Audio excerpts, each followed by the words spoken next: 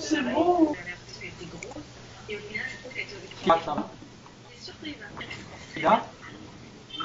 Allô, Rachida? Salam alaikum, Mohamed. Salam.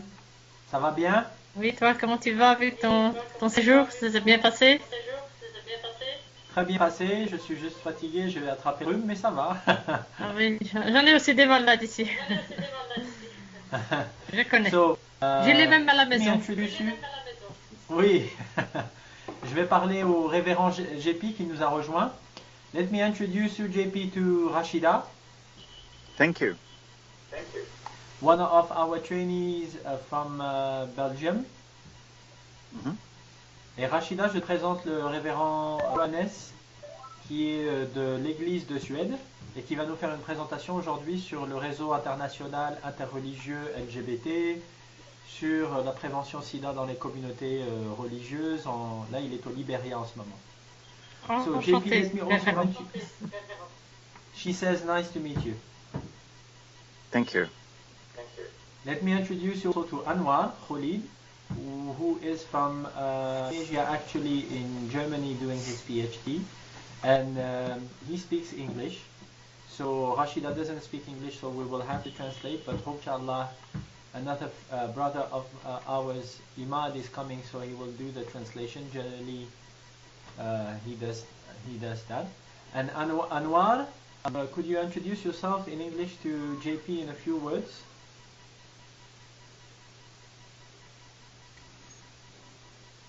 Hello. Hello Anwar. Salam. Okay, How are good. you?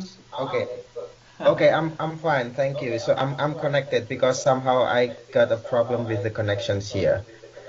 Okay, so Yes. So everything is fine. I was telling to JP that PhD now in Germany actually. So I did not hear your last sentence. I was saying to JP that you are doing your PhD in Germany. Yes.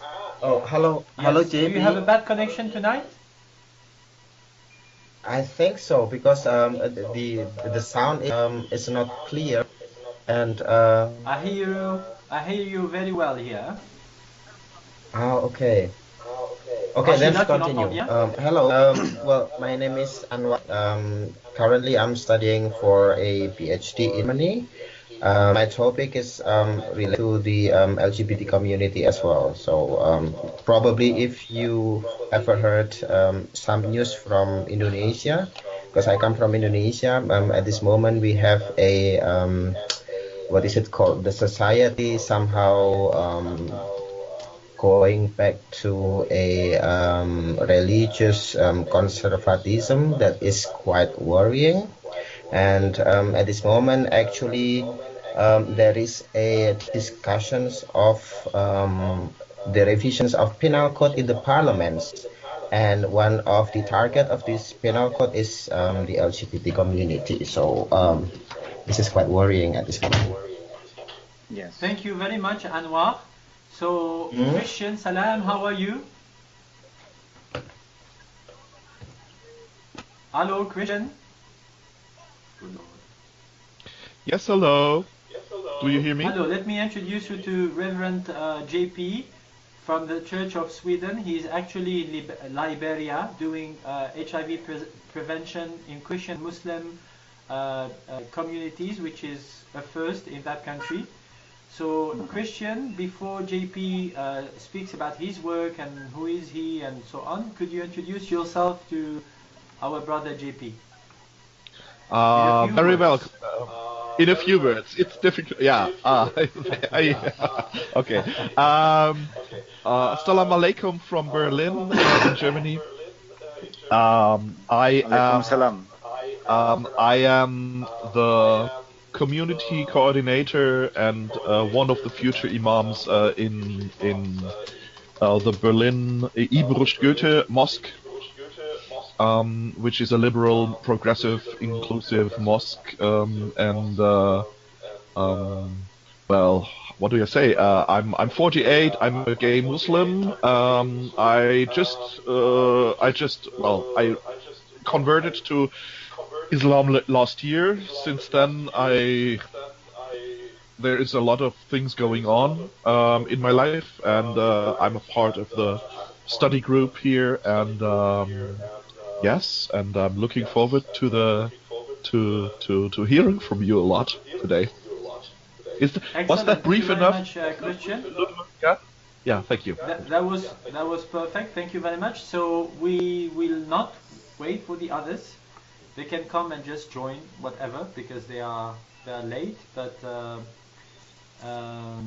yes, JP, the floor is yours, and I will have to do the translation because Imad is not here. So I will translate shortly what you say for Rashida. And just to mention also that this presentation, if you all agree and the group agrees, so it's only about you if you agree, JP, is put on YouTube as a video, but put only the audio file for people to be able also to get some information about what we're going to discuss. Okay? Thank you, brother. The floor is yours. And let me first thank you for inviting me to be with you. It's a great privilege for me. And I apologize if my line is not particularly strong, but having internet in Liberia at the moment is a privilege, not a given. So let me just start maybe with the beginning of the interfaith work that we were doing in relation to HIV. And it really started in 2002 when we were forming the network Interrelieux, the International Network of Religious Leaders Living with or Personally Affected by HIV. And when we founded that network in Mukono, Uganda, in 2002, we were a group of Christians meeting together, but we understood then that just because we didn't have people from other faiths with us didn't mean that they were affected by HIV any differently from us. And so from the very onset of that particular network, Yes, sorry, it was in 2000 what? 2002. 2002, ok, let me just translate, sorry. Ok, donc le révérend Johannes, JP, nous parle du réseau international contre les discriminations envers les personnes séropositives et notamment envers les membres du clergé, du clergé, qu'ils soient musulmans ou chrétiens ou autres, qui sont parfois eux-mêmes séropositifs, qui ont contracté le sida de différentes façons et qui ont à faire face à des discriminations. Donc ils ont fondé en 2002 un réseau dont nous faisons tous les deux partie, JP et moi, qui s'appelle Interrelieux, donc c'était en Ouganda en 2002, mais aujourd'hui c'est un réseau qui est présent un peu partout en Afrique, notamment en Afrique du Sud, etc. Et aussi en Europe depuis peu. Thank you, JP. So, as we founded the network, we understood that people of all faiths were going to be facing the stigma around HIV equally. And so the very foundation of that network was that we needed to find ways of working on an interfaith basis. Up until that point, I had not done interfaith work. I'd done ecumenical work, but not interfaith work.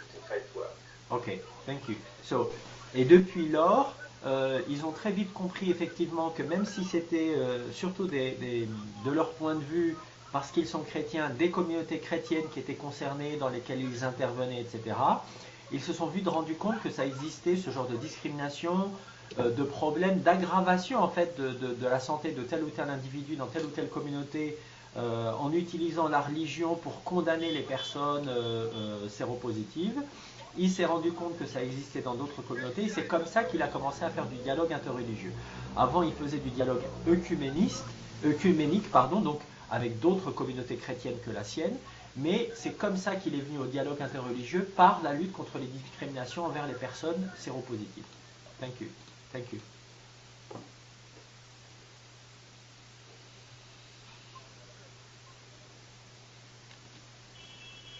Yes? Good. So, the first of the interfaith partners or members who came and joined us were from the Baha'i community, and after that immediately we had members who came from the Muslim community, and the imams who were joining us and the sheikhs who were joining us from the Muslim community found it very difficult to be open about their HIV status. But I can tell you that the Christian priests who were living with HIV also found it very difficult to be open about their HIV status. So what we found was that we journeyed together and we became a support for each other. And what united us was that we were people of faith and that we were jointly trying to overcome the stigma and isolation that HIV brought to us. Ok, donc il s'est vite rendu compte qu'effectivement, avec les Bahaïs en premier qui les ont rejoints dans le réseau Interreligieux et ensuite de plus en plus de musulmans, c'était très difficile en tant que membre d'un clergé quel qu'il soit de dire, de déclarer son statut sérologique, de dire je suis séropositif.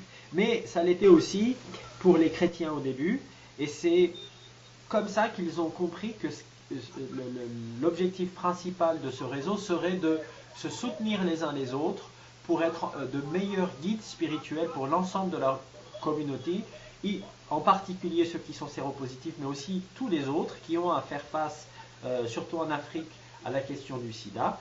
Et donc, ils se sont soutenus les uns les autres et ils ont journeyed, ils ont voyagé, ils ont évolué sur ce chemin ensemble. Yes. The work that we did found of necessity that as we conducted Bible studies or studies of our sacred texts together, we found within our various texts teachings that supported each other in terms of overcoming negative attitudes to sexuality. Because at the root of the stigma that we found in relation to HIV were negative attitudes to sexuality and a link of HIV with sexual immorality. Et donc ils se sont très rapidement rendus compte que la racine véritable du problème, c'est la stigmatisation de la sexualité, en particulier envers les minorités sexuelles, que le vrai problème, c'est la gestion de la sexualité dans les communautés religieuses. Et que la question de la sérophobie, comme on dit, la phobie envers les personnes sérologiquement positives, séropositives, c'est une question qui vient ensuite, qui découle de cette stigmatisation de la sexualité. Yes. It was not, however, until I was working with the Church of Sweden, and in 2014 we started speaking about putting together a book dealing with the Abrahamic faiths and looking specifically at how the Abrahamic faiths from their sacred texts deal with the concept of human dignity and human sexuality, that the interconnectedness of our faiths became even more obvious. Mais ils ont dû attendre 2014 pour que cette idée d'une publication d'un livre commun concernant les traditions spirituelles abrahamiques, donc le christianisme, le judaïsme, l'islam, émerge. Cette idée d'un livre a émergé, et donc en 2014 on a travaillé ensemble avec JP pour ce bouquin qui s'appelle Behold. Il va vous en parler maintenant. Yes. And it was really in the opening letter written by Professor Rifat Hassan, a Islamic scholar from Pakistan, that some of the depth of the linkages between our faiths became real. And that was for the first time, for instance, when I became aware that within the Quran, the reference both to Christians and Jews as people of the book is made. And that in the very core of our sacred texts, there's a reverence and a respect for each other. Et donc c'est à ce moment-là qu'ils ont commencé à s'attaquer à un autre problème majeur qui les concerne en tant que leader religieux, surtout en Afrique, c'est la question de la discrimination intercommunautaire entre les juifs, les musulmans, les chrétiens, les bahaïs. Comment s'entendre, comment travailler ensemble, comment retrouver le corps, le noyau dur qui est commun à toutes les spiritualités en termes d'éthique, d'humanisme, d'amour inconditionnel, de relation au divin. Yes. Sorry, could you just repeat the name of the scholar from Pakistan? Professor Rifat Hassan. Rifat Hassan. Et donc ça c'est un professeur, Rifat Hassan, du Pakistan qui a aussi travaillé sur ces questions-là. Thank you. So Amina Wadud was one of her students. So Professor Rifat Hassan from Pakistan first taught Amina Wadud, and as you know, she's involved very much in looking at liberation of women and feminist theology within Islam. Et ils ont aussi travaillé avec Dr Amina Wadud, une théologienne dont on a déjà parlé dans ce séminaire un peu plus tôt cette année. Donc je ne vais pas vous en dire plus, mais Amina Wadud a étudié avec le professeur Rifat Hassan. Et donc ils ont travaillé sur ces questions-là avec Amina Wadud au sein de ce réseau avec JP. Yes. So I think that one of the biggest lessons that I have learned over the last number of years, working much more on an interfaith basis, is that when we have a common theme that binds us together, then our differences fade into insignificance. So for instance, if we are working on the theme of HIV, there is so much that we can find that affirms each other within our sacred texts, that it binds us together rather than separates us. And the same would be true when we start work in terms of the diversity of human sexuality.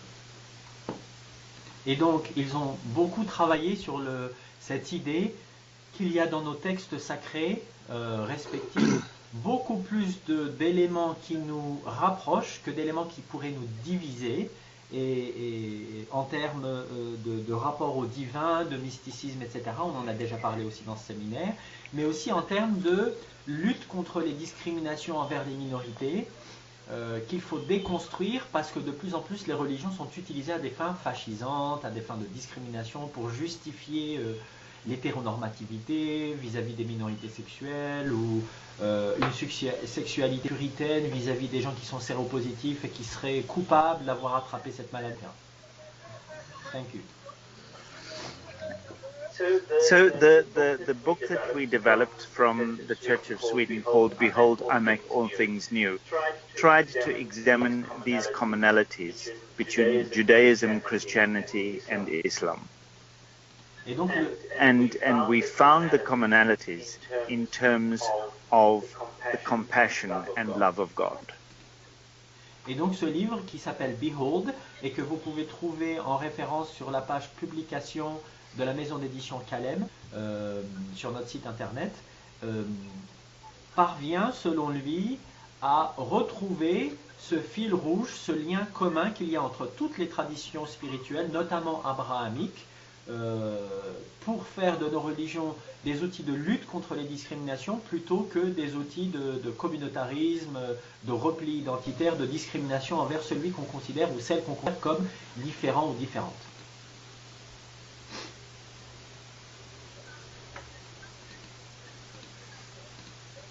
Yes. The second book in our series on human dignity and human sexuality is a book that examines the same themes from the perspective of karmic faiths, so Hinduism, Jainism, Sikhism and Buddhism. And what we found in that book particularly was not that there were sections of their sacred texts or their teachings or their Sanskrit that spoke about exclusion of people on the grounds of their sexuality, but rather that the influence of the Abrahamic faiths through colonialism brought negative teachings about human sexuality into that subcontinent. Et donc le deuxième livre qu'ils ont écrit sur le sujet, qui est disponible depuis la page Facebook du révérend JP, c'est la photo de couverture de son profil. C'est un livre qui parle des mêmes problématiques, faire de nos traditions des outils d'inclusivité, universalisme, plutôt que des outils d'exclusion. Mais là, ce livre qui s'appelle I am divine, so are you, je suis divin, vous l'êtes aussi, est un livre qui traite des mêmes problématiques, mais d'un point de vue du point de vue des religions asiatiques, donc le bouddhisme, le jainisme, l'hindouisme, etc. Et en fait, ils se sont rendus compte que ce n'est pas tellement les textes sacrés, là encore, qui ont influencé les représentations homophobes à l'intérieur de certaines transphobes, sérophobes, etc., à l'intérieur de certaines communautés religieuses, mais c'est plutôt cette représentation puritaine de la sexualité qui a été importée en Inde, au Pakistan, ailleurs, à l'époque du colonialisme, à l'époque où l'Europe était très puritaine, où il y avait des lois contre la sodomie, contre l'homosexualité en Europe, que les Européens, lorsqu'ils ont colonisé ces pays, ont importé dans ces sociétés qui ne connaissaient pas l'homophobie d'État telle qu'elle existe aujourd'hui dans ces pays autrefois colonisés par les pays européens. Yes. So we find, in fact, that it is colonial social mindsets and cultural understandings that have been imposed onto our faiths, that are then imposed onto other faiths. So this does not relate to who we are intrinsically as people of faith, but rather the way in which we have allowed our cultures to influence the way in which we read and interpret and apply our faith. Et donc, encore une fois, ce n'est pas tant la foi religieuse en elle-même qui tend vers la normativité, mais c'est la façon dont on se représente la religion, les traditions spirituelles, la façon dont on s'approprie les textes, et les raisons pour lesquelles on se les approprie, qui fait que telle ou telle religion, dans telle ou telle communauté, peut être plus ou moins portée sur la discrimination, ou plus ou moins utilisée à des fins d'inclusion, au contraire. Yes. So I think I want to pause there for a moment, and if there are any questions that people would like to ask, I'm very happy to answer those. But I just also need to say that I am needing to leave for the airport to fly back to Sweden quite soon. So if people want to take questions, I'm very happy to do so. Thank you very much, JP. Donc, il va devoir partir pour l'aéroport pour rentrer. Donc, si vous avez des questions, n'hésitez pas à lui poser. Do you have any question, Anwar? Question? Yes, I have questions. Please. You are working on interfaith dialogue. So what I observed so far, sometimes having interfaith dialogue will have a lot of difficulties, because sometimes people just cannot cannot put similarities before the differences that people have. So how do you overcome this, or did you encounter this problem? And if yes, how do you communicate this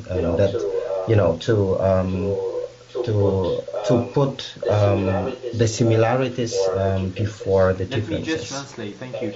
Donc Rachida, et la question de Anwar, c'est, vous avez parlé du fait que parfois c'est difficile parce que les gens, quand ils font du dialogue interreligieux, ils mettent en avant plutôt leurs différences, le fait que leur religion est extraordinaire, elle est meilleure que celle des autres, etc., plutôt que de miser sur tous les points communs qui sont beaucoup plus nombreux dans toutes les religions, dans toutes les spiritualités humaines. Donc comment est-ce que vous faites face à cette difficulté?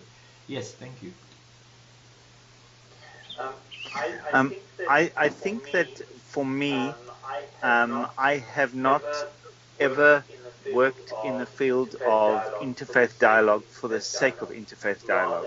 Rather, I have worked on themes that I have needed to work with other people on. So those themes may have been HIV, those themes may be human sexuality, those themes may be dealing with stigma and discrimination in the community. Those themes, as here in Liberia, is how does the faith community together get people to go and get tested for HIV. So when we have sought to find our commonalities in dealing with a mutual problem, then the differences between us have disappeared completely. And so for me, finding the external commonality has been what draws us to the internal faith commonality. Ok, donc pour lui, sa réponse, c'est qu'il n'a jamais fait de dialogue interreligieux juste pour faire du dialogue interreligieux. Il a toujours fait du dialogue interreligieux pour déconstruire les discriminations envers les minorités sexuelles, les gays, les lesbiennes, les trans, les queers, etc. Pour déconstruire les discriminations envers les femmes, envers les personnes séropositives, etc. Donc il a toujours été, lorsqu'il faisait du dialogue interreligieux, dans des perspectives plutôt positives, plutôt inclusives, avec des gens qui étaient plutôt de bonne volonté, qui voulaient vraiment lutter contre la souffrance des gens qu'ils avaient en face d'eux dans leur communauté, plutôt que des gens qui font du dialogue interreligieux pour prouver que leur religion est extraordinaire et exclure les autres de la communauté humaine. Thank you. Any other question, Anwar? I think that's all from me for now. Christian, any question? Yes. My question would be, how did you engage into the interfaith communication? How did it work? Did you say, okay, did you send an email to everybody you got hold of and say, okay, let's meet and sit together and talk? Or how did you organize it? Well, I was working in various countries in Africa, and what I always did was went to the interreligious councils or to the interfaith networks, and I got the partners who I was working with to invite people to the meetings that we were hosting, and that's how I began to have a network of people that I worked with, and a network that expanded, and those connections led to friendships, and that in turn led me to be able to walk more deeply with other people. So I don't think I ever invited a single person through an email. It was always a one-on-one invitation. Et donc la question de Christian, c'est comment est-ce que vous arrivez à trouver des partenaires pour ce genre de dialogue? Et donc JP lui dit que c'est toujours dans les conférences, dans les colloques, dans les séminaires religieux, vu qu'il fait partie de l'église de Suède, où il rencontre des gens qui lui semblent intéressants, au profil inclusif, volontaire pour ce type de dialogue. Et il dit, j'ai quasiment jamais trouvé inviter quelqu'un par email. Ça a pratiquement toujours été face à face. J'invite les gens parce que je vois que ce qu'ils disent, c'est vraiment très important et que ça peut nous aider à déconstruire les discriminations envers les gens les plus faibles, les plus minoritaires, les plus exclus dans nos communautés religieuses. Anything else, Christian?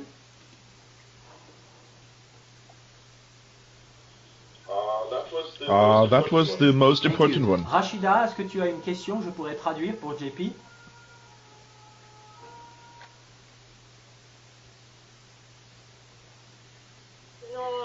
Non, je sais pas si tu m'entends. Oui, très Tu bien. m'entends? Non. Je pense que à ce niveau-là, on a besoin plus de transparence. Non, pas vraiment De triste. transparence. Je De remercie. transparence, pardon, par rapport à quoi? Ça, c'est important.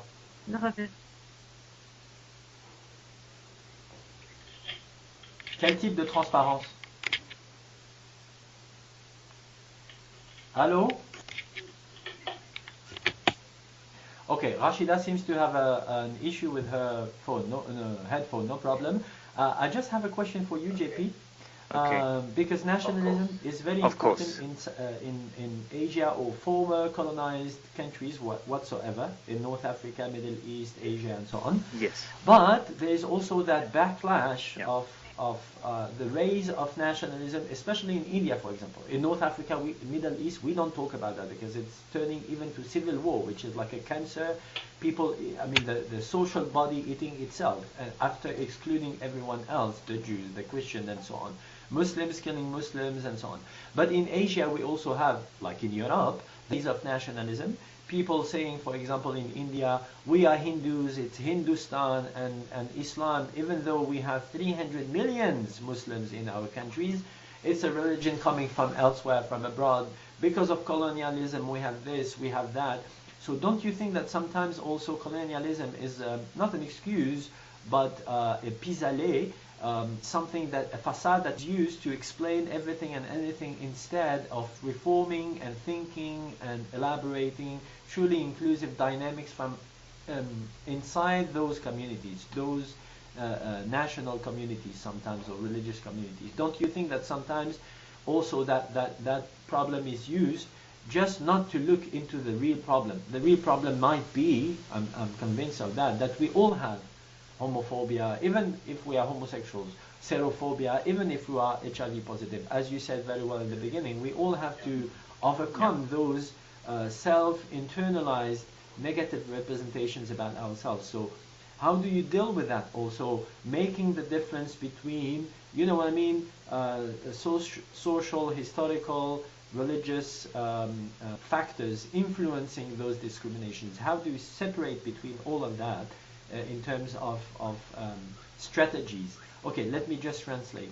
Donc je lui ai dit, ma question c'est que effectivement le colonialisme c'est quelque chose qui au Moyen-Orient, en Afrique du Nord, en Afrique, en Asie, en Inde, ça a eu des conséquences négatives, on en a déjà parlé dans ce séminaire bien évidemment. C'est un facteur qui renforce le virilisme, le nationalisme en retour finalement, parce que les gens se défendent, donc ils veulent être de plus en plus forts, de plus en plus dominateurs pour se défendre vis-à-vis de l'envahisseur. D'accord. Et donc finalement, on va discriminer les minorités, ça s'appelle l'infra-humanisation, on en a déjà parlé. Mais du coup, comment est-ce que lui, il arrive à séparer entre les facteurs historiques, sociologiques, religieux, comment il ne mélange pas tout dans ses stratégies? Parce que, effectivement, le nationalisme, ça peut être utilisé comme...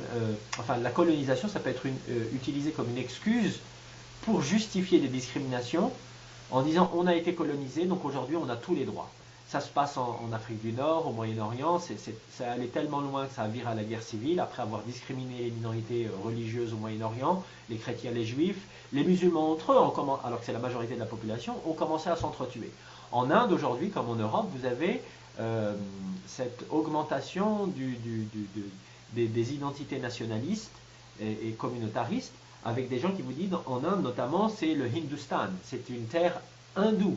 Donc les musulmans sont venus d'ailleurs, les British nous ont ramené leurs lois contre la sodomie, etc., etc. Donc tout ça, ça ne nous concerne pas, il faut tout rejeter. Est-ce que ce n'est pas une façade pour éviter d'avoir à vraiment critiquer les dynamiques internes à telle ou telle communauté quand on en fait partie? Est-ce que ce n'est pas une excuse que les gens parfois utilisent pour éviter d'avoir à travailler sur les vrais problèmes? Parce qu'on a tous de l'homophobie en nous, tous de la sérophobie en nous, même quand on est homosexuel ou séropositif, il l'a très bien dit au début de sa présentation, c'est quelque chose qu'il faut combattre à l'intérieur de nous-mêmes, ces représentations intériorisées, homophobes, sérophobes, etc. Thank you. So I think that you have hit a very important point, and I don't think that it's necessarily colonialism which is misblamed, but I think that we have a large body of people who are beginning to hijack religion to justify a number of things, and nationalism certainly falls within that. And these isms that we pin onto religion do reflect our own fears and our own anxieties in ways that we haven't seen until quite recently. So the wave of nationalism that we see in various countries of the world that is claiming faith as its cause, its reason, is a movement that to a very large degree moves completely away from the core teachings of those faiths.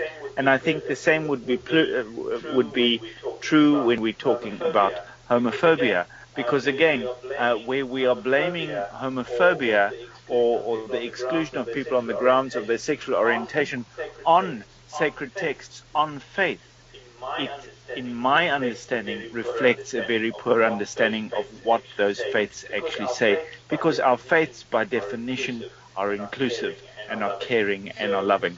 So I think that this is a trend that we need to be aware of and we need to keep our eyes open for.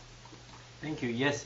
Donc il a dit que effectivement c'est un point très important, le fait qu'il faut vraiment analyser ces problématiques en détail avec différents facteurs qui influencent la hausse, l'apparition, le renforcement de tous ces ismes, le nationalisme, le fascisme, le totalitarisme, etc.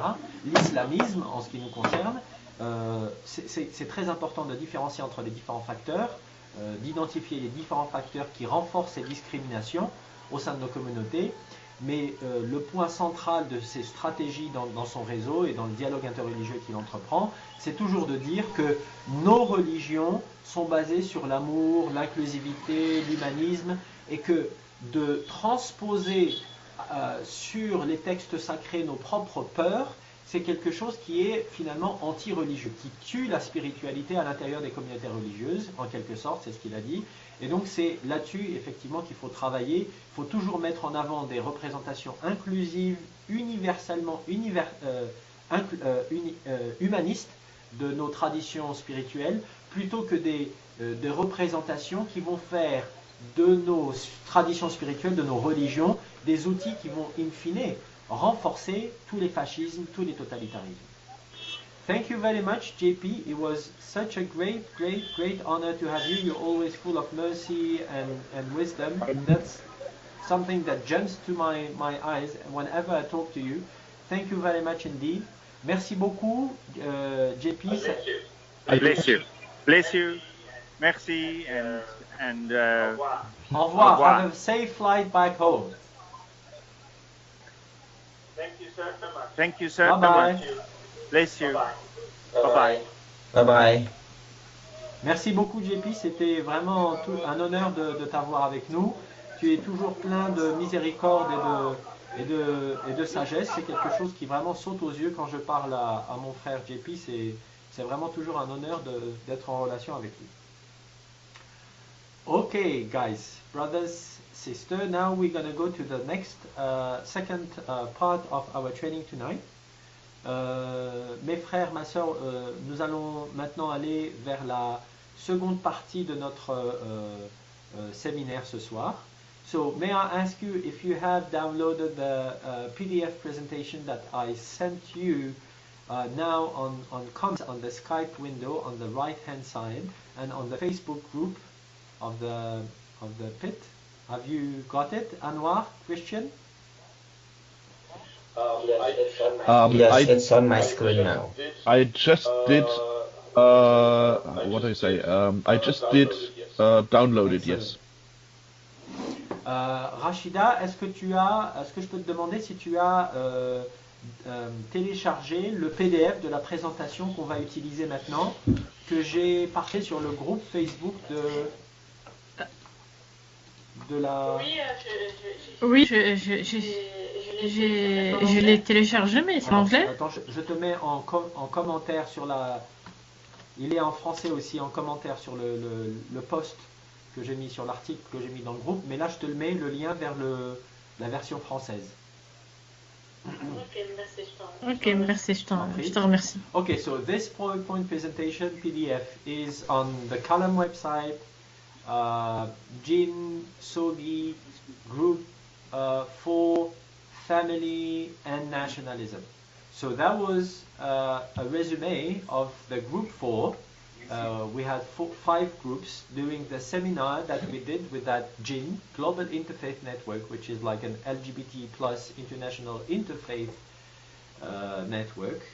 And we had a seminar last week in Johannesburg about family, nationalism, how people are using religions to justify exclusions, discriminations, how do we as progressive, inclusive, religious leaders there at the seminar in Johannesburg could use counter-discourses as long-term strategies to deconstruct those discriminations against minorities from from within our communities, faith-based communities, presenting our spiritual faith, traditions, religions as factors of emancipation, inclusion, and so on, instead including towards sexual minorities, instead of factors of exclusion and homophobia, transphobia.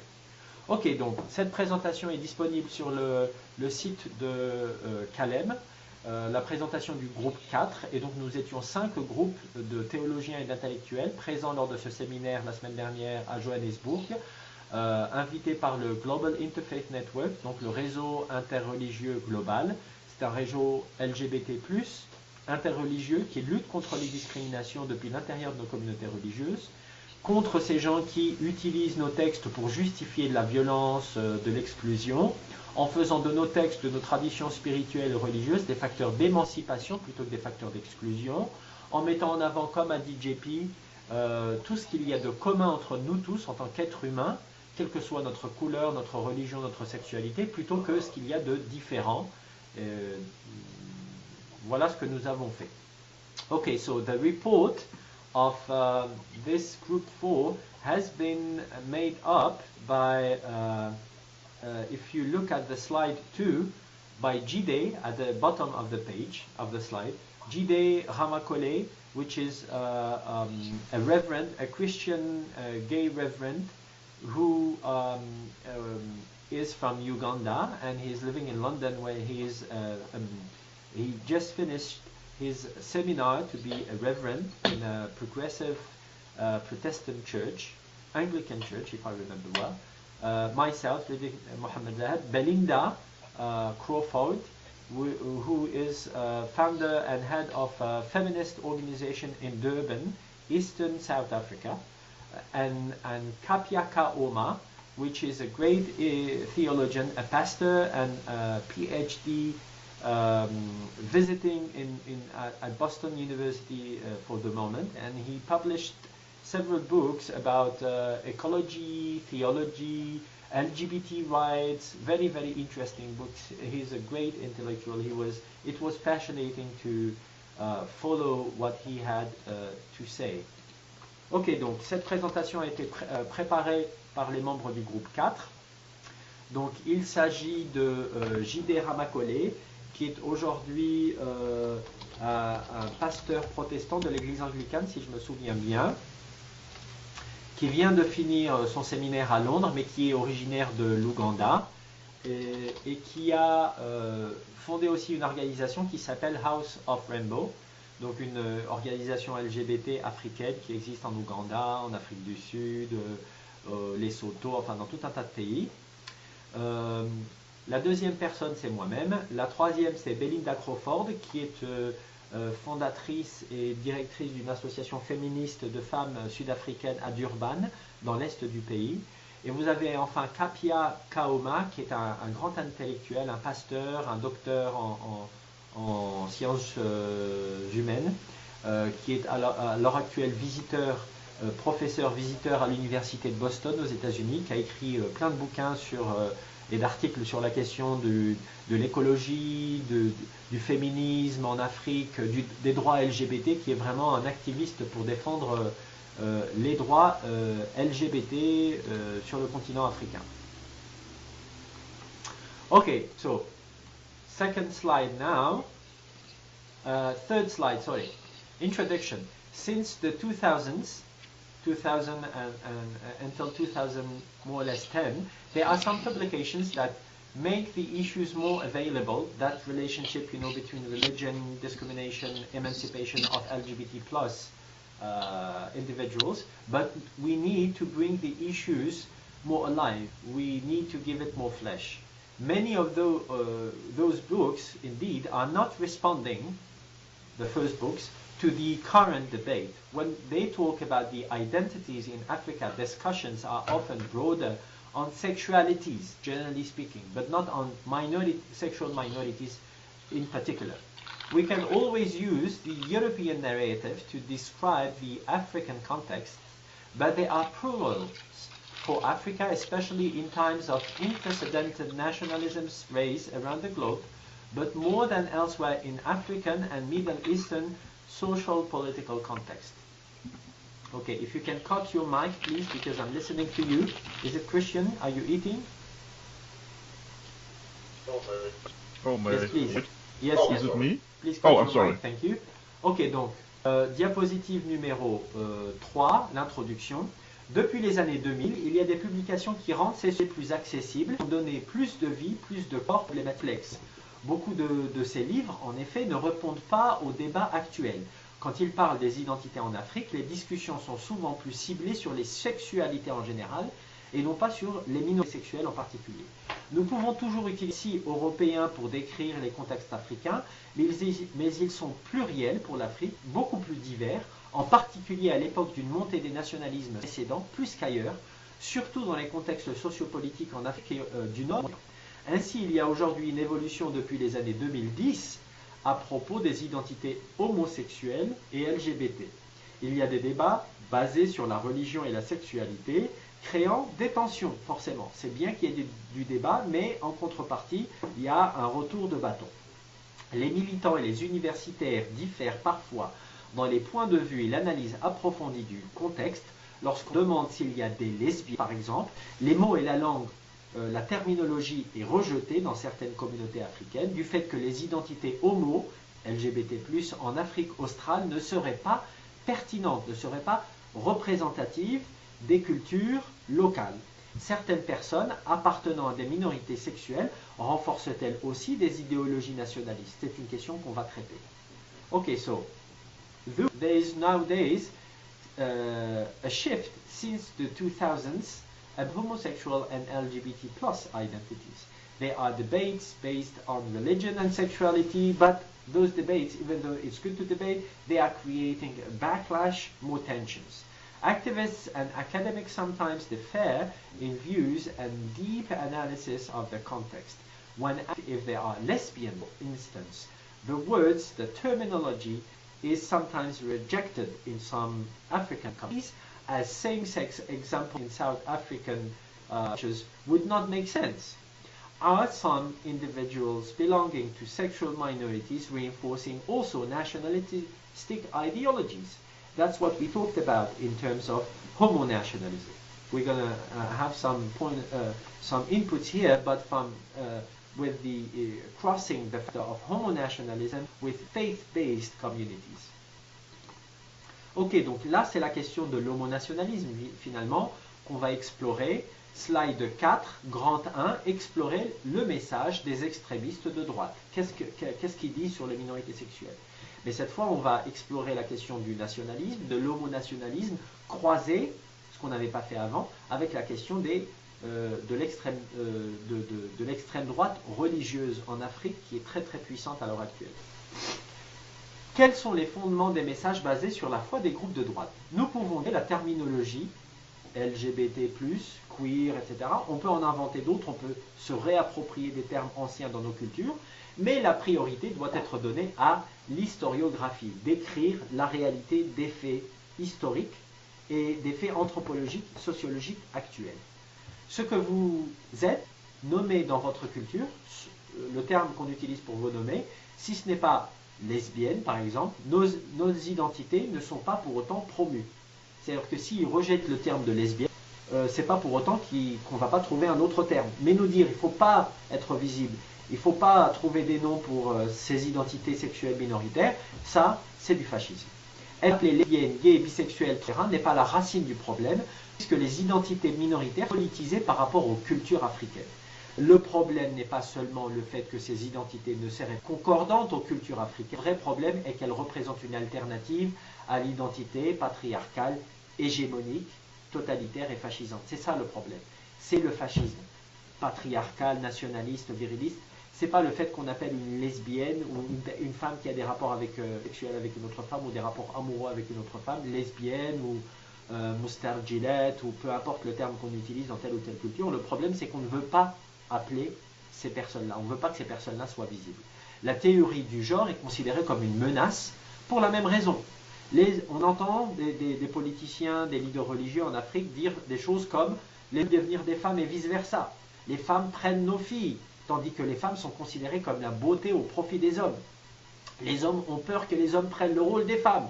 Les dirigeants politiques ont peur que les hommes efféminés ne défendent pas la nation.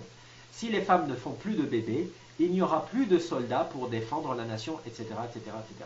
Autant de slogans qu'on entend ici et là, qui n'ont rien à voir avec la question de la sexualité, mais qui ont beaucoup à voir avec la question de la politique finalement.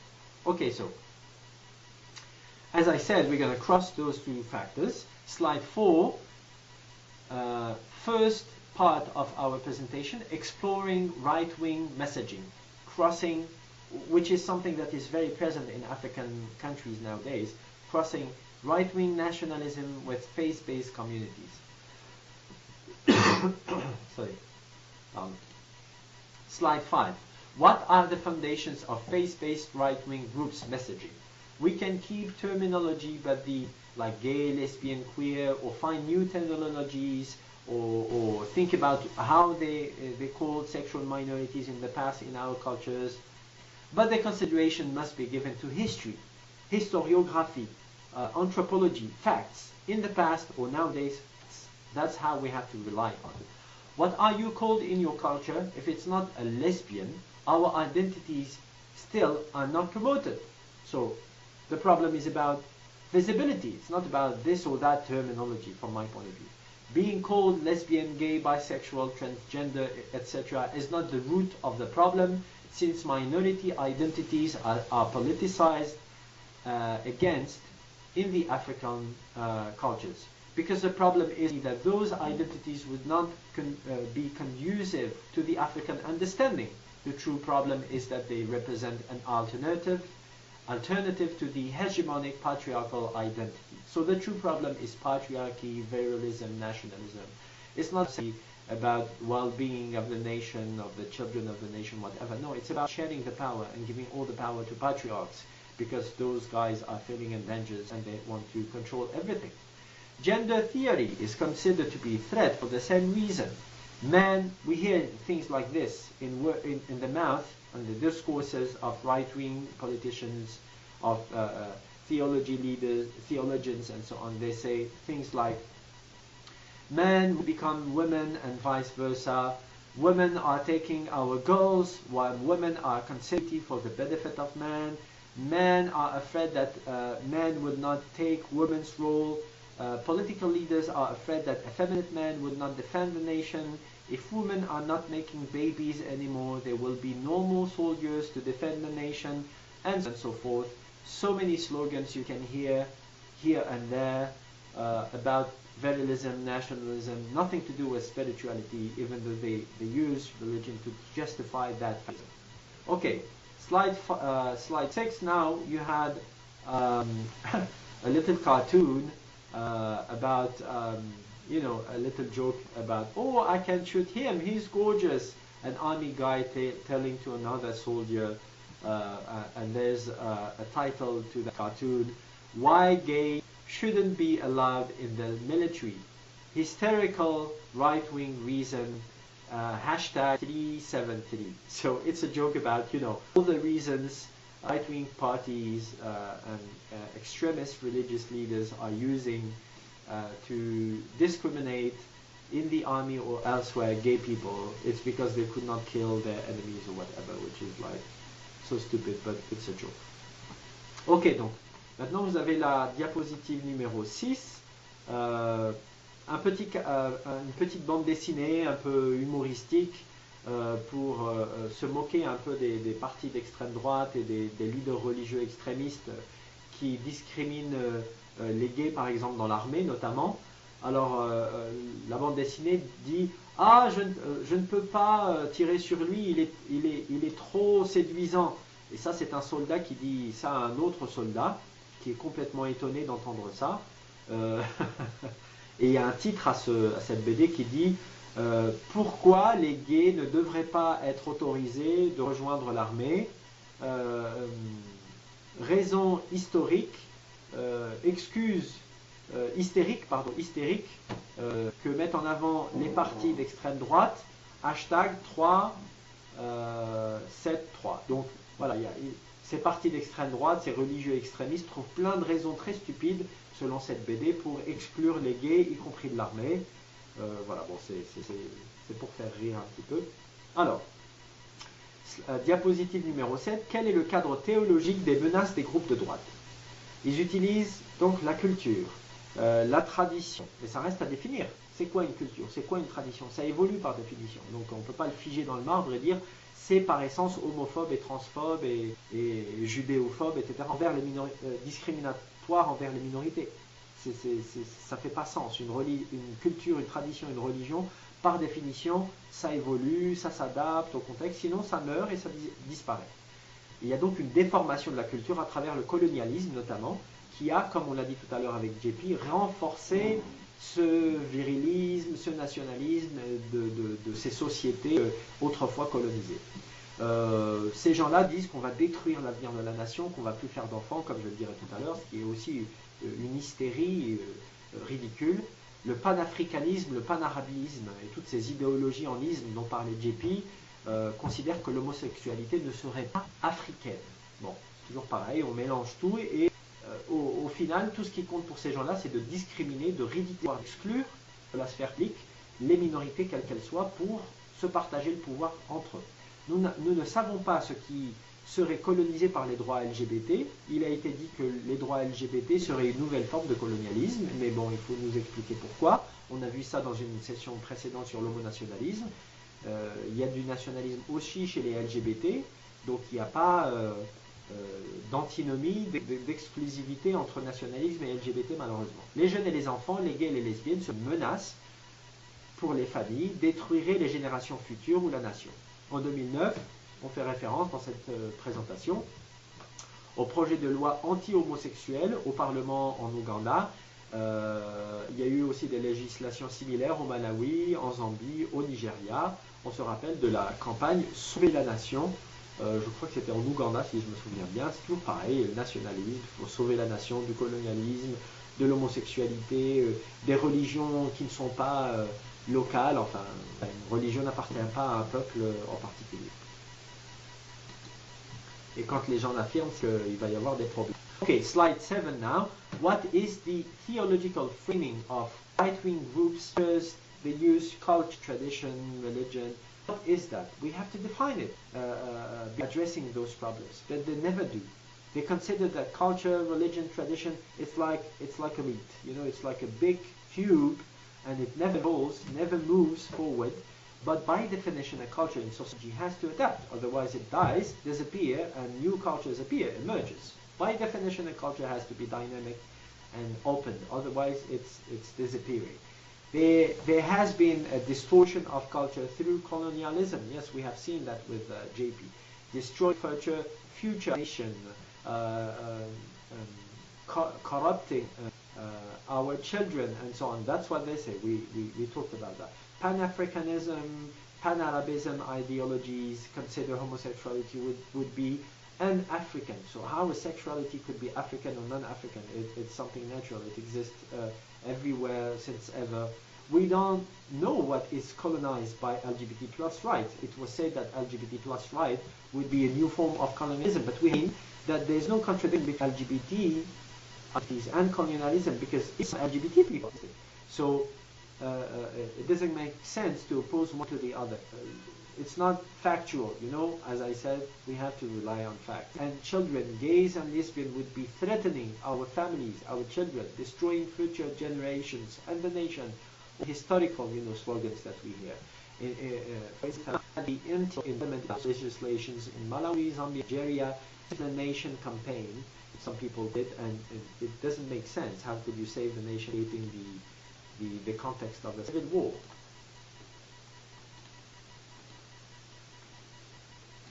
Ok, diapo numéro 8. Qui sont ces organisations de droite? Il faut les cartographier. Donc il y a des organisations religieuses, notamment en Afrique, mais pas que.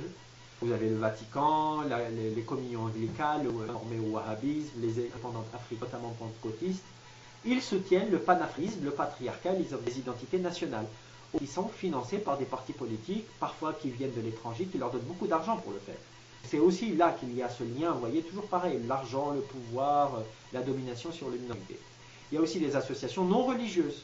Donc ça casse aussi le modèle, le schéma, comme quoi c'est la religion qui est homophobe, et on supprime la religion, il n'y aura plus de problème. Non, malheureusement, c'est pas aussi simple, c'est bien plus complexe. La religion n'est qu'une façade, utilisée pour sanctifier tous les ismes, toutes les idéologies en ismes, fascisme, totalitarisme, islamisme. Par exemple, au Nigeria, des associations LGBT à l'intérieur d'elles-mêmes étaient divisées sur les questions de la terminologie de la culture. Si elles étaient à la loi, si elles étaient dans la loi, certains disaient dans ces associations, cela nous en porte à faux par notre culture. Nous entendons des gens dire, nous n'avons pas besoin de gays, ce n'est pas notre culture, nous n'avons pas besoin de droits en tant que dans des rapports sexuels avec des personnes du même sexe. On disait aussi à propos de l'homonationalisme. Mais okay, so who are the right wing? We have to map those. Of course, yes, I think Anglican Communion, Wahhabi Imams, African independent churches, especially Pentecostalism, those are sustaining Pan-Africanism with patriarchy and national identities put forward. But it's also because they are receiving money from political parties. So that's also explaining, power, money, the exclusion, the collusion between those different groups to exclude minorities whatsoever. But there is also non-religious organizations, which is breaking that idea that only religion is bringing discrimination, and if you suppress religion, then erase it from a given society, it will like solve all our problems. No, it's more complex than that, unfortunately, and the true problem is not religious, it's about fascism. But there is also that kind of dividing ideologies within LGBT organizations. For example, in Nigeria, they were divided on the issues of language, terminology, what is the Nigerian culture. If enshrined in the law, LGBT rights would remove them from their culture. Some Nigerian LGBT individuals said at that time, they heard people saying, we don't need gay rights, this is not our, so on and so forth. We talked about that also in terms of homonationalism.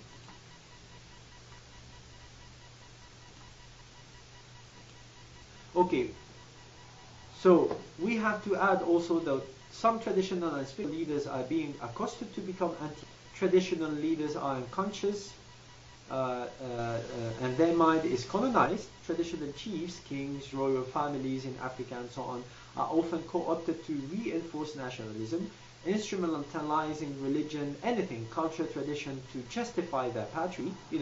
That's why also they have their family in the end, but they don't care about homosexuals, they don't care, religion in the end.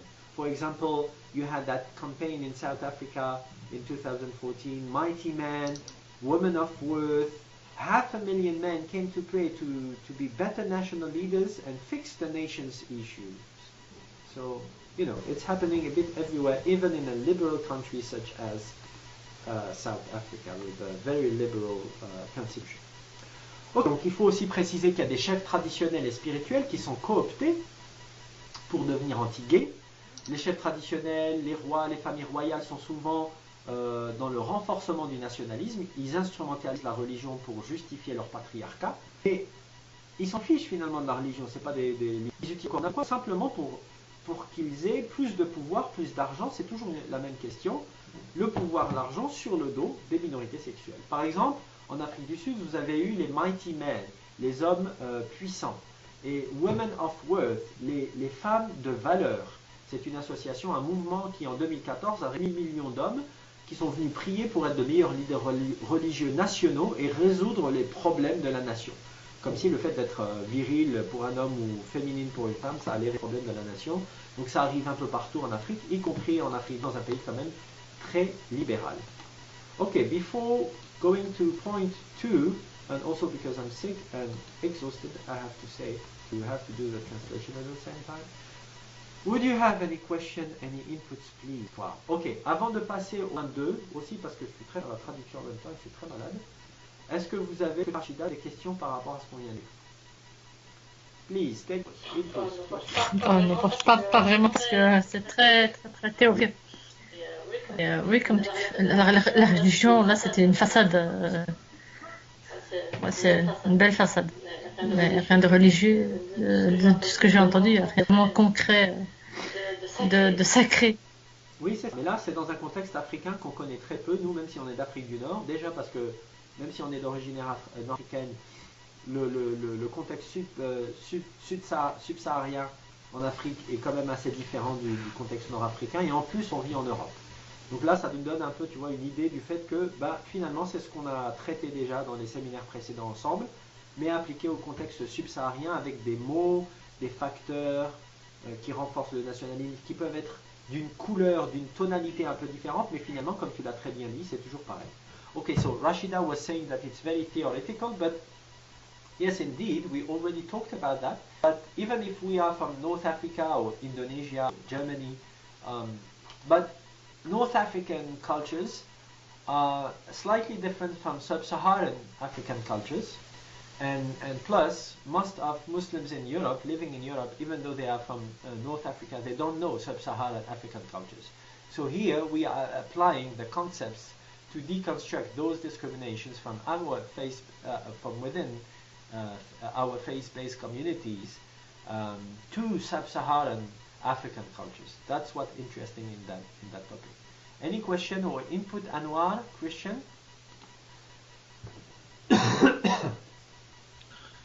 I am fighting right now with being tired because that was a long day, and I have also difficulties understanding you because the line the call line is not very good. So currently I do not have any questions. Okay, but Christian, I'm just reading the presentation I sent you. So it should be very easy to follow, even though you don't have the sound, because I'm just reading. I hope it's going to be better sound later. Yes. Mm-hmm. Yes. I can follow. That's not a problem. Yes. Not a questions. I just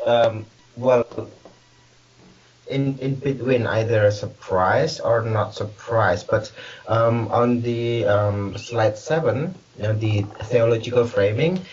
This is what I hear all the time as well in Indonesia. That's the people or they.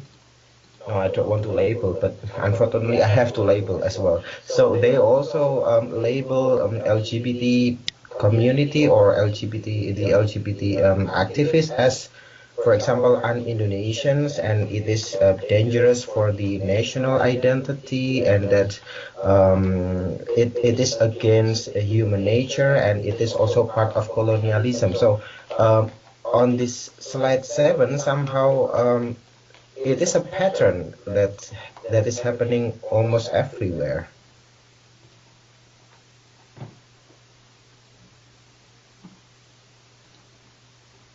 Absolument. Donc Anwar nous disait que ça lui rappelle beaucoup, notamment la diapositive 7, ça lui rappelle beaucoup le discours qu'il entend de la part de certains extrémistes nationalistes homophobes en Indonésie, lorsqu'ils parlent des activistes LGBT qui disent, voilà, ils disent à propos de ces organisations LGBT+, indonésiennes, ou des individus qui les composent, qui ne sont pas indonésiens, etc., que ça ne fait pas partie de la culture indonésienne, enfin. Donc ça arrive, c'est en train de se passer vraiment partout dans le monde, malheureusement. So it's really happening everywhere in the world, unfortunately. Okay. So, the second part, developing our content messages. So, I'm not going to go through the infrahumanization, dysphoria, the schizophrenia, and so on, because we already looked over those psychological and sociological concepts that we can use to identify where is the true problem coming from. Ok, donc la deuxième partie, diapositive 12, développer nos contre-discours. Je ne vais pas trop m'attarder sur la question de l'infrahumanisation, la discrimination des minorités, la dysphorie, la schizophrénie éthique.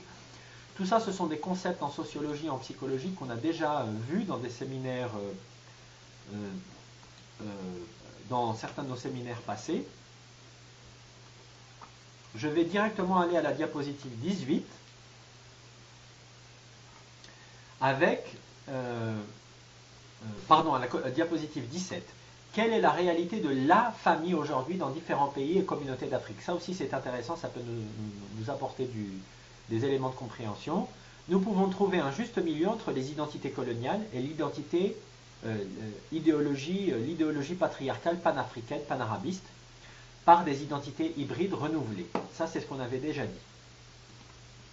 Par exemple, il faut être conscient du fait que lorsque, par exemple, des extrémistes religieux américains débarquent en Afrique, donnent de l'argent à des églises africaines, locales, pour qu'elles soient très très dures contre l'homosexualité, etc., pour défendre la famille chrétienne, c'est une forme de schizophrénie et un mensonge finalement, parce que la famille américaine n'a rien, enfin le modèle familial dominant en Amérique du Nord n'a rien à voir avec le modèle dominant de la famille ou des familles en Afrique subsaharienne. Les uns en Amérique du Nord, c'est la famille nucléaire, un père, une mère, des enfants, et les autres en Afrique subsaharienne, c'est la famille, ce qu'on appelle la famille étendue, élargie. Ça n'a rien à voir. Donc un homme peut avoir plusieurs femmes, dans certaines cultures la femme peut avoir plusieurs hommes.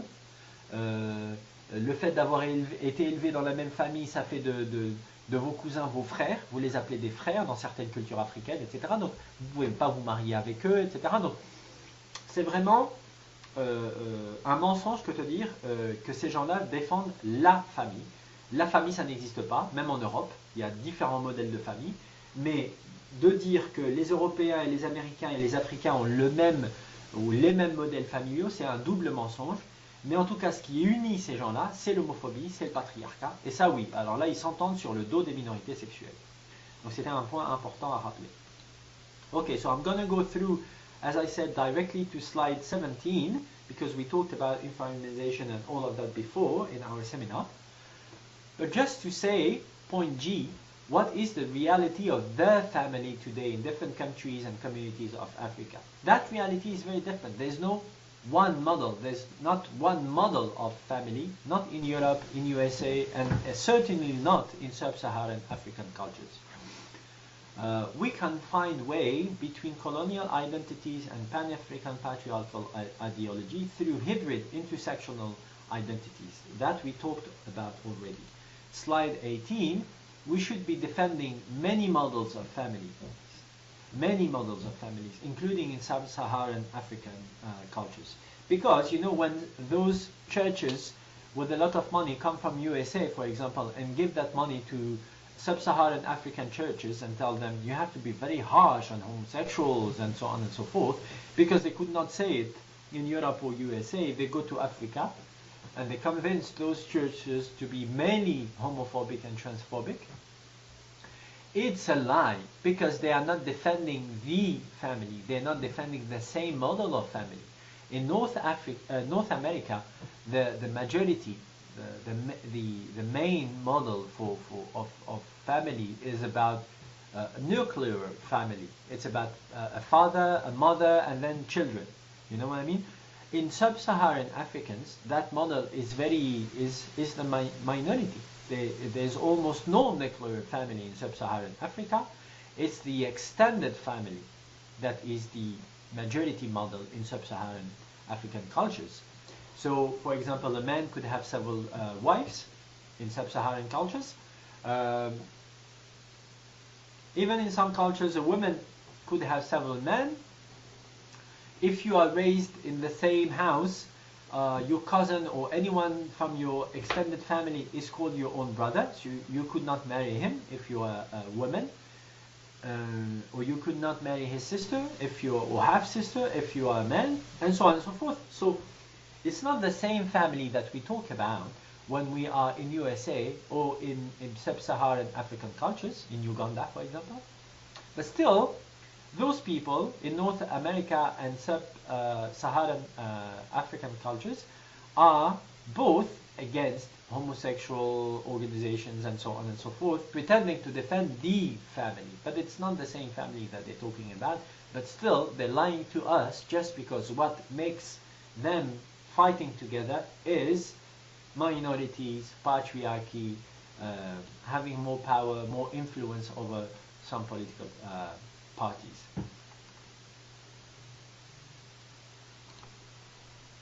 Okay, anything to say? Any input about that? About families? What is the model of that family? Is it a lie to say that there is only one family and gay people could not be included in that family and so on? Est-ce que vous avez quelque chose à dire par rapport à ça? Le fait qu'il n'y aurait un seul modèle familial, ce mensonge sur ce fait-là, le fait que les gays, les lesbiennes, les trans devraient être exclus de la famille, etc. Toutes ces informations, est-ce que vous avez des choses à dire par rapport à ça? I'm sure you have. Je suis sûr que vous avez des choses à dire. Well, the most interesting thing in that regard would be the conflict in the different ideas and cultural situations of family. So if for example, free Christian churches being in North Africa or Africa itself in general, being there and promoting a kind of sort of family picture, different religions depicting a family idea, which is not consistent with the reality of life in the different colors in the different countries, which is the very same thing we happen to have here in Germany. In Germany, we have a very secular, very patchworky kind of family situation, and religions promote a father-mother-child thingy, which is totally away from the patchwork idea. And so I consider the most interesting situation, or the most interesting aspect of that topic now, the conflict between those different ideas and concepts, because there's a huge gap usually between the idea which is promoted and the reality that people live in, which is of course maybe also a part of the strategy in order to keep them the people to be converted, the people to be missionized, the people to be to be controlled in a situation of, oh, you are different and therefore it's your fault, that situation. Absolutely. Very well put. Thank you, Christian. Donc Christian nous dit que ça lui rappelle oui, beaucoup de choses qui se passent aussi dans son contexte particulier à lui, où la religion, toujours pareil, est utilisée à des fins pour faire du lavage de cerveau, quoi, finalement, pour dire les choses rapidement. Et la religion représente un facteur, enfin, est vu comme pardon, je trouve pas mes mots, c'est une religion missionnaire, voilà, pour vraiment laver le cerveau des gens et faire d'eux tous des gens qui se ressemblent et qui obéissent à la loi du plus fort, et finalement la religion devient un vassal, un outil supplémentaire pour que les puissants puissent contrôler les identités du peuple. Donc ça n'a rien à voir avec la protection de la famille ou avec la spiritualité, c'est vraiment une question de pouvoir, toujours pareil. Rachida, Anwar?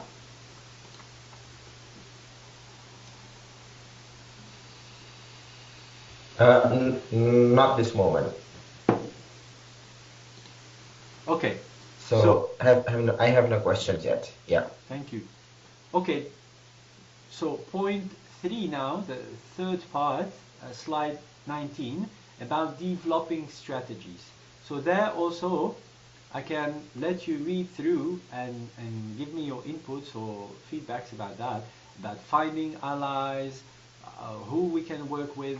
There's different organizations that we name in the presentation, anti-racist organizations, schools, doctors, families of LGBT plus individuals, religious, inclusive, progressive religious leaders, as we said with JP, different stuff that we can produce like workshops, toolkits, seminars like the one that we are doing together, and so on and so forth. And you have also appendices where you have flyers, you know, about why nationalism brings war for some, slide 26, true spirituality inspires peace to all. This is something with the logo of the Global Interfaith Network. This is something that works very well on social media because it's very easy to share. People like it. It's sexy. It's fancy. It's young. You know, youth people like to share that kind of. You can have hundreds. I have the experience. Hundreds of share on Facebook, for example, with that kind of flyers. Very simple. Speaks so much louder than so many seminars, so many books, because people, we know it, don't read books, unfortunately. You also have slide 29 videos of people who were there, not in our group, not all of them. Some in our group, some not in our group during that seminar in Johannesburg last week. Videos that you can find on the CALEM YouTube channel. Bibliography, slide 30, and the contact, of course, of the Global Interfaith Network, slide 31. And I encourage you to contact the network, to be part of the network, and to be invited to the next seminar. It might be in Bangkok, in Thailand, next summer, inshallah. Who knows? So we'll keep informed, and this is a great network to be part of if you want to be a progressive, inclusive religious leader. Ok, donc, le point 3, diapositive 19, développer des stratégies. Donc je vais rapidement passer là-dessus parce que vous pourrez lire tout seul le fait qu'il faut, slide 20, s'allier des associations LGBT, des associations religieuses progressives, des associations féministes, etc. Des associations antiracistes aussi, ça c'est intéressant, on peut travailler ensemble, à des écoles, à des médecins, à des familles de parents LGBT et des parents d'individus qui sont LGBT. Tous ces gens-là ont besoin de notre aide et ils peuvent nous apprendre aussi des choses sur ce qui se passe sur le terrain. Les canaux possibles, slide diapositive 22, des séminaires, des conférences, des formations, des ateliers, des kits de formation tout faits pour que les gens puissent, voilà, des PowerPoint, des présentations qu'on met en ligne comme celle-ci, enfin tout un tas de choses qu'on peut faire. Et vous avez des annexes, diapo 25, avec par exemple diapo 26, ce flyer qu'on peut partager, que j'ai partagé moi-même sur les réseaux sociaux. C'est très sexy, vous savez, les flyers, les petites images avec les logos de telle ou telle organisation, avec un slogan, comme ça, très peace and love. Ça marche très bien sur les réseaux sociaux, les jeunes adorent ça, et ça peut vraiment provoquer des centaines de partages, et ça permet de faire connaître nos actions. Et celui-ci dit, par exemple, diapo 26, donc le nationalisme sauvage apporte la guerre pour tous, et la spiritualité véritable inspire la paix pour tous. Voilà, donc ça c'est quelque chose, je sais, d'expérience qui peut être largement partagé. Diapo 29, les vidéos de certains membres de notre groupe et d'autres groupes présents au séminaire la semaine dernière à Johannesburg, des vidéos que vous pouvez trouver sur la chaîne YouTube de CALEM, et la bibliographie, page 30, et enfin le contact du Global Interfaith Network de Jean en slide 31. Je vous encourage à les contacter, à faire membre, à postuler pour être membre du réseau Jean. Le prochain séminaire, je crois que ça sera à Bangkok en Thaïlande l'été prochain, enfin on verra, mais ça serait bien que vous y participiez, surtout si vous voulez être des leaders religieux progressistes, inclusifs à l'avenir. C'est de ce genre de réseau que vous avez besoin. Anything to add? Quelque chose à ajouter?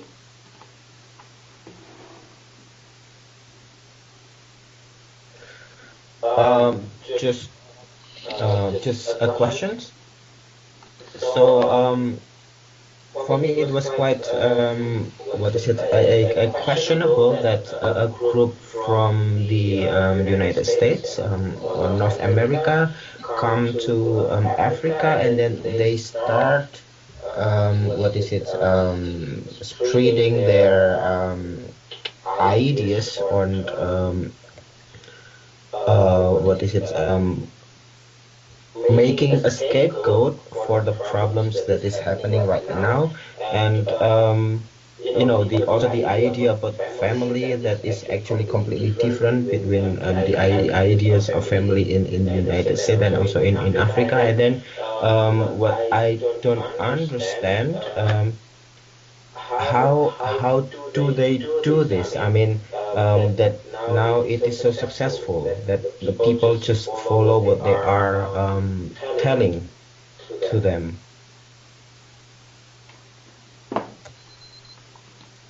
So what do you mean successful? Why is it working? Yeah, now that the people are really afraid of this thing, I mean, becoming awful, or what is it called? Nationalistic. Who is afraid? Who is afraid? I don't understand the question, sorry. The question is how this a group of people from the United States successfully spreading their ideas in Africa, if everything is different. Yes, that's what I said. They're giving a lot of money. You know, in Uganda, there was a huge campaign a few years ago about criminalizing with death penalty, which is crazy, homosexuality. So it's 14 years of jail nowadays, and they wanted to turn it into death penalty in Uganda. Crazy. And you know, Uganda has a lot of petrol. So there's a lot of churches coming from America, very homophobic, with a very homophobic representation of their religion, very nationalistic churches, mainly constituted by white people, racist white people, who come to Africa, despite the fact that they're racist, applying their homophobic agenda, because they could not apply it in USA. They try to apply it in poor African countries, paying them, giving them a lot of money, because even though Uganda is a very rich country, the president there is a dictator, a tyrant, like in so many other African countries. The people is very poor, you know what I mean?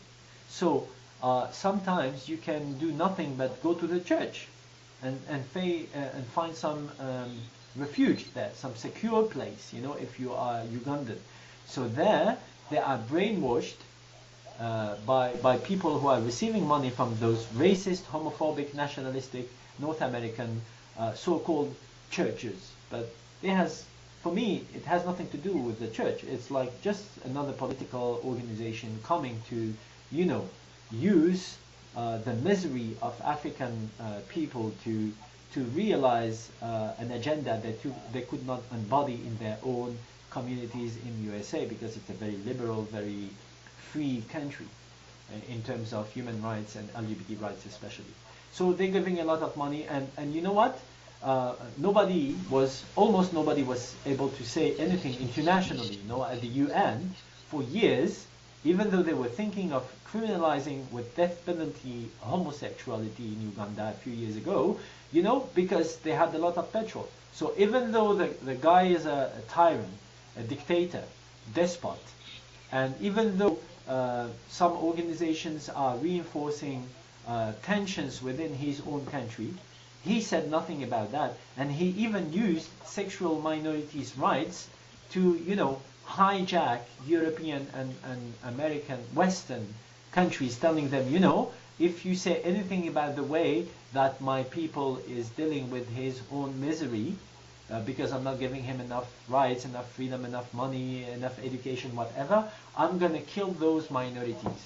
Just because I know that in the West, gay rights are very important.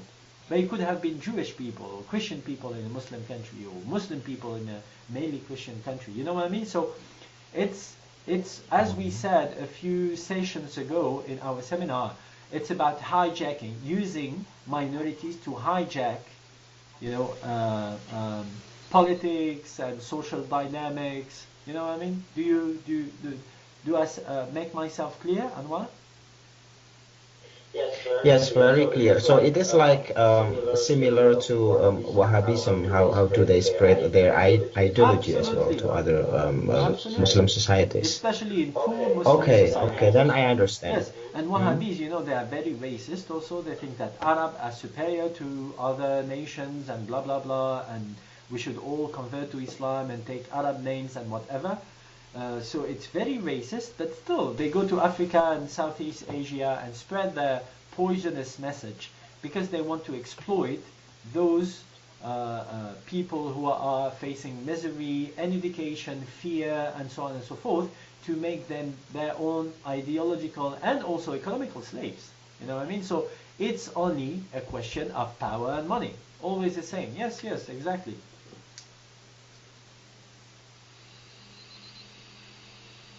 Question? Anything to add? Yes. Please. Yeah. It's the hijacking of topics of minorities or of topics around minorities, let's say, is very welcome also in especially in the right-wing political area. I'm sorry. It's interesting to see how common this is in. I mean, it's a very common pattern. So it would be interesting actually to connect all that and to depict that and to crash it worldwide, globally. That would be interesting. Because it's always the same pattern, it's always the same strategy, and yeah, interesting. It makes me think. It makes me think. Yes, and you know what is the solution? Emancipation. If people have not to face misery anymore, those guys could not come to their country. Absolutely, Yeah, could not come to their country anymore, trying to buy their worship, you know, giving them money and whatever, because they will be independent. So education, intellectual emancipation, and financial, material emancipation, well-being, you know. You remember that draft that we had to study in a previous seminar about individual well-being from a psychological and sociological point of view? You have the Maslow pyramid, you know, with different human needs. And we said that exactly, and we said that humans have basic needs, one on top of the other, and if those Maslow says it's 7 needs, but whatever, you can put 9, you can, and other scholars did more than 7. But if you don't have those needs, you are very weak, and you are very, in French we say susceptible. You are very, very much at risk in terms of falling into one extremism or the other. You know, so the solution is emancipation. Globalization should, as you very well put it, it's global, so the solution has to be global also. It has to be a global emancipation instead of a globalization which is reinforcing fears and social misery and concurrence and exploitation of the poorest and so on and so forth.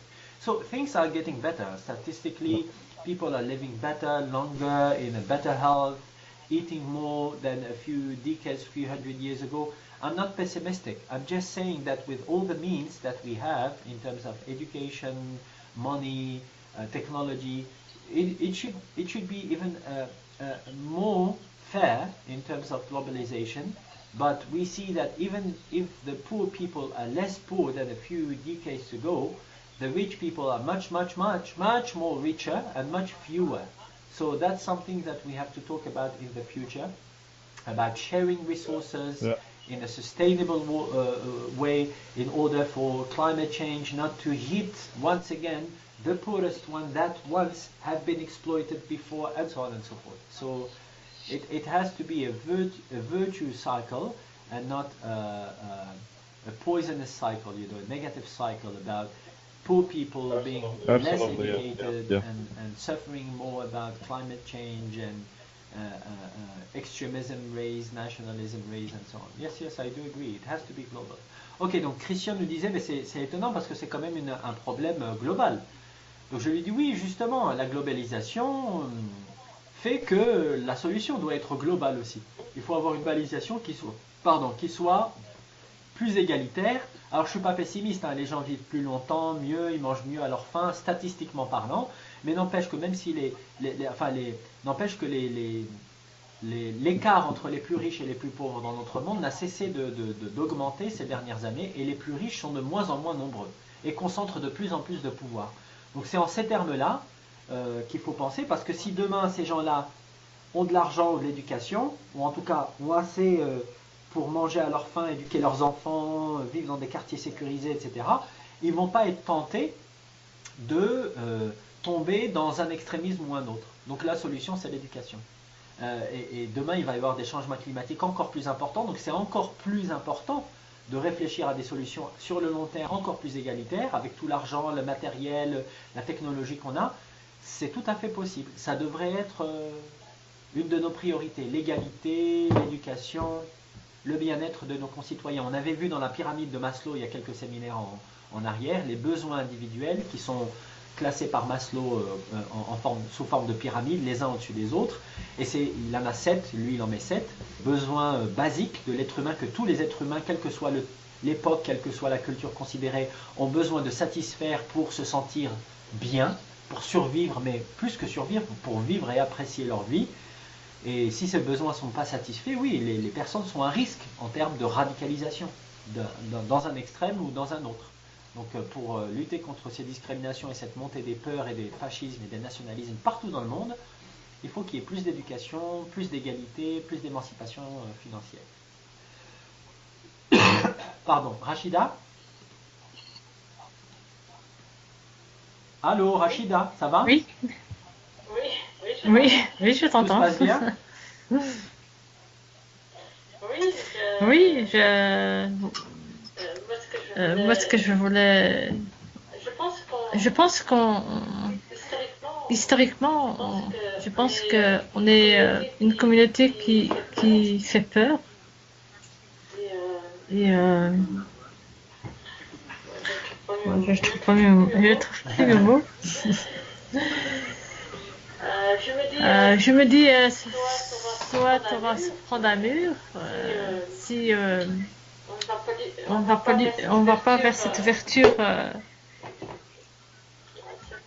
C'est compliqué. Je suis désolée, je pourrais pas continuer. Je ne trouve pas mes mots. Pas de souci. Rachida was saying that traditionally Islam, especially in the West, is something that is reinforcing fear and xenophobia, so we have no choice than to be more open. I think that's going to be the final word. I have to take some rest. Je pense que ça va être le mot final, parce que j'ai besoin de prendre du repos, et vous aussi. And you also have to take some rest, because it's late. Thank you very much for your patience. Merci beaucoup pour votre patience. J'espère que vous avez apprécié l'intervention. Je te remercie. Merci, j'espère que vous avez apprécié l'intervention de JP. I hope that you appreciated the intervention from JP, even though it was quick and short, but very, very interesting.